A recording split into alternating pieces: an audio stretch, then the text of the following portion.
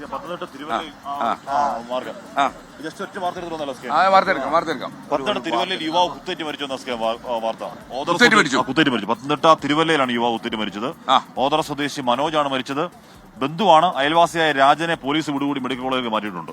A V Jaishankar വീണ്ടും ഒരു സങ്കട വാർത്തയോട് വരികയാണ്. അപ്പൊ എന്താണ് ഈ സംഭവത്തെ പറ്റി പോലീസ് പറയുന്നത്? എന്താണ് പ്രകോപന കാരണം?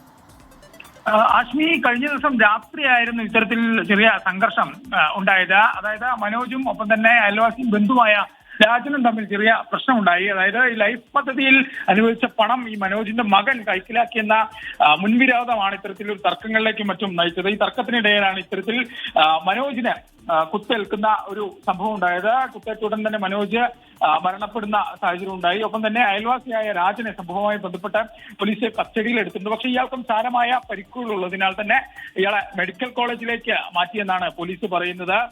ഈ ലൈഫ് പദ്ധതിയിലെ പണം മകൻ തട്ടിയുമായി ബന്ധപ്പെട്ട മുൻവിരോധമാണ് ഈ പ്രശ്നങ്ങളിലേക്ക് നയിച്ചതെന്നാണ് പോലീസും മറ്റും നൽകുന്ന വിവരം. എന്തായാലും പോലീസ് സ്ഥലത്തെത്തി മേൽ നടപടികൾ സ്വീകരിച്ചിട്ടുണ്ട്. ഇനി ഇൻക്വസ്റ്റ് ഉൾപ്പെടെയുള്ള നടപടികൾ പൂർത്തിയാക്കണം. എന്തായാലും കൂടുതൽ വിവരങ്ങൾ പോലീസിന് തന്നെ ലഭിക്കേണ്ടതുണ്ട്. ഇന്ന് രാത്രി 11:15 കൂടിയായിരുന്നു ഇത്തരത്തിലൊരു ദാരുണ സംഭവം തിരുവല്ലയിൽ നടക്കുന്നത്. അശ്മി.